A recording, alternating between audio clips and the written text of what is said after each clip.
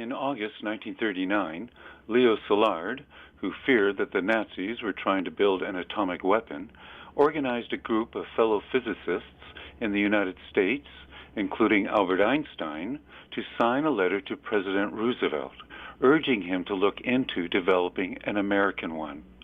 There was, in reality, no clear proof from intelligence sources that the Nazis were making significant progress on this project. In fact, at the time of the Nazi surrender, it was revealed that they were far from completing an atomic bomb. Roosevelt, however, did follow through and set up the S-1 committee, to which the eager Oppenheimer was appointed director. He was given the title of Coordinator of Rapid Rapture, the title an admixture of Christianity and eroticism. Oppenheimer quickly went about recruiting scientists for this group, including his later nemesis, Edward Teller. Teller would develop a rivalry with Oppenheimer over Teller's ambition to build the H-bomb, the next generation of larger atomic weapons, and later plant in the ear of the already dementing Ronald Reagan the idea of outer space nuclear warfare, known today as Star Wars. Oppenheimer quickly transformed himself from theoretical scientist to engineer, procuring the large, expensive industrial plants required to produce weapons-grade uranium. He severed his remaining left-wing connections, claiming he wanted nothing to interfere with his usefulness to the nation because only an atomic bomb will dislodge Hitler from Europe. Around this time, an incident occurred at Oppenheimer's home that became known as the Chevalier Affair and would later come back to haunt him. Chevalier, a friend known to Oppenheimer through his leftist sympathies, approached him one evening to ask on behalf of a mutual friend whether Oppenheimer would pass on information to one of America's allies, the Soviets. Russia, at this point, was under attack from Germany. Although there are no witnesses, Oppenheimer apparently refused to participate, but the moment became a fault line through which his enemies would drive a stake to crucify him. As the project grew in size and security concerns, it outgrew the radiation lab at Berkeley, and a new home had to be found, one that was remote and isolated. A search began in the adjacent Southwest deserts. Oppenheimer suggested his beloved valley, Los Alamos. The site was selected for the first nuclear bomb lab in the world and continues as such to this day. Oppenheimer proved to be a successful and charismatic director, motivating his scientific charges through his enthusiastic leadership. His military counterpart was General Leslie Groves. In contrast to the frail athlete Oppenheimer, Groves was a military man in every sense of the word. He and Groves made an odd pair. Opie, as he was nicknamed, wore his eccentric pork pie hat and smoked a pipe, while blustering, overbearing Groves wore his military fatigues. Despite Army intelligence, who were looking for communists, there were two spies at Los Alamos, Fuchs and Hall, neither of whom was aware the other was a spy. Both were motivated by altruism as opposed to money, attempting to share their knowledge with the West's ostensible allies, the Soviets. Hall, who was 19 years old at the time, passed on his information by taking a train from Los Alamos to New York City and walking into the Soviet trade office in broad daylight, proving yet again the reality that security is an expensive and futile charade.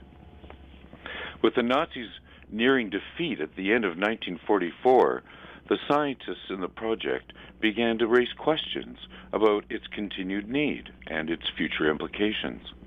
Oppenheimer reacted defensively. "You'll get in trouble with security," he warned. With the collapse of his original rationale for building the bomb to defeat the Nazis, Oppenheimer began to desperately advocate a list of convoluted rationalizations for the need to continue. These range from the position that scientists shouldn't have a greater say than anyone else to the fantastic idea that the bomb was really for peace.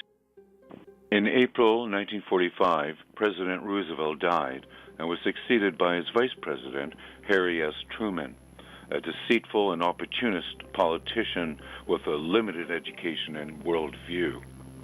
This is, of course, contrary to the myth that has been spun around Truman, who's been sold as a plain-spoken, honest everyman. The myth around Truman is part and parcel of the myth of the atomic bombings of Japan. Truman was thus thrust onto the center stage during the midst of a world war. On the other hand, Nazi Germany had collapsed, and the Japanese were begging to surrender in the face of the massive fire bombings of its civilian population. But the ear of the newly inaugurated president was dominated by the voice of his Secretary of State, James Burns. Burns has remained a shadowy historical figure, yet he, more than anyone else, is responsible for the decision to drop nuclear bombs on Hiroshima and Nagasaki. With the defeat of Germany, Leo Szilard, the man most responsible for initiating the Manhattan Project, desperately tried to get the horses back in the barn. He frantically tried to arrange a meeting with the new president, but was referred to James Burns. Burns informed Szilard that it was necessary to drop the bombs on Japan to persuade the Soviets to withdraw their troops from Eastern Europe after the war. Szilard countered that we might start an arms race between America and Russia, which might end with the destruction of both countries. Burns remained unmoved in the face of this argument. After his frustrating meeting with Burns, Szilard turned to Oppenheimer, only to be rebuffed by him as well. The horses of the apocalypse were now galloping. The discussion amongst the high government officials charged with overseeing the atomic bomb project centered on how to build up a stockpile of nuclear weapons, with the decision to drop the bomb on Japan now a foregone conclusion. The group was presided over by the Secretary of State, James Byrne, and included Secretary of War, Stimson, who would later deliberately write the lie in an essay in Harper's Magazine that the bombs were dropped to defeat Japan. As the group moved toward selecting large civilian targets, that is, cities, Oppenheimer vigorously argued for the slaughter of massive numbers of Japanese civilians. Yet, as we saw earlier, Oppenheimer's initial rationale was to beat the Nazi atomic bomb project. The timing of the first test was deliberately set to occur a few days before the Potsdam Conference, set for mid-July, where Truman and Churchill were to meet with Stalin. On July 12, 1945, the first nuclear bomb was exploded. Years later, in recalling the event for a television documentary, Oppenheimer said that in witnessing the massive explosion created by his efforts, he thought of a line from Hindu scripture. "Now I become death, the destroyer of worlds." It is a sentimentalized quote suggesting an unintended awe and abject admiration for his creation. The Americans and the British discussed at great length before the Potsdam Conference how Truman would inform Stalin that the West now possessed a successfully tested atomic bomb. Truman wrote in his diary after the meeting, "I casually strolled over and mentioned to Stalin that we had a new weapon of unusual destructive power. The Russian premier showed no special interest. All he said was that he was glad to hear it and hoped he would make good use of it against the Japanese." Stalin, of course, knew full well what Truman was talking about.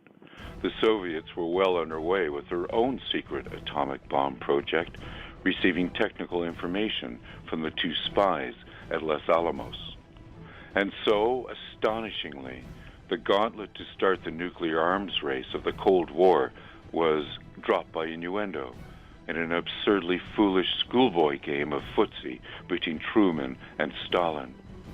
Two very dangerous and reckless men, quite capable of destroying the world. 2 weeks after the Potsdam Conference, on August the 6th, 1945, the atomic bomb was dropped on Hiroshima, Japan.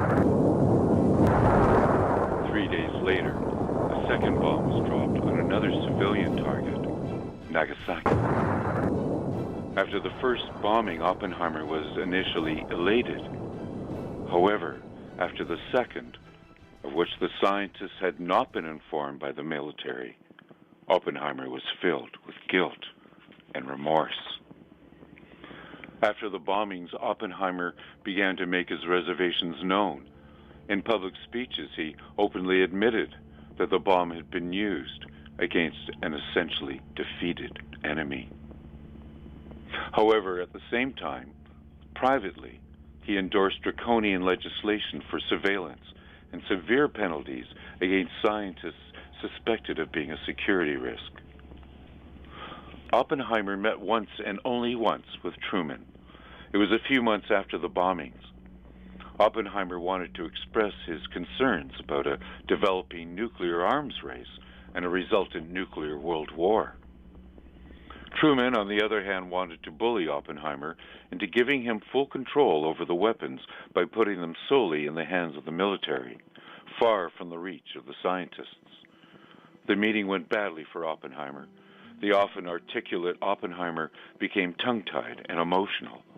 At one point in the meeting, he said to Truman, "Mr. President, I feel I have blood on my hands."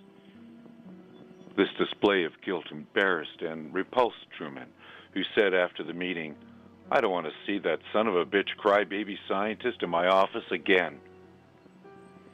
The scientists did indeed lose control of the weapons they created. And although the Soviets offered to negotiate a ban on the production and use of nuclear weapons in June of 1946, they were rebuffed by the Truman administration, leading us directly to the stockpiles and proliferation of nuclear weapons we see today. Oppenheimer, in turn, continued his pattern of vacillation between public protest and private acquiescence for the rest of his life.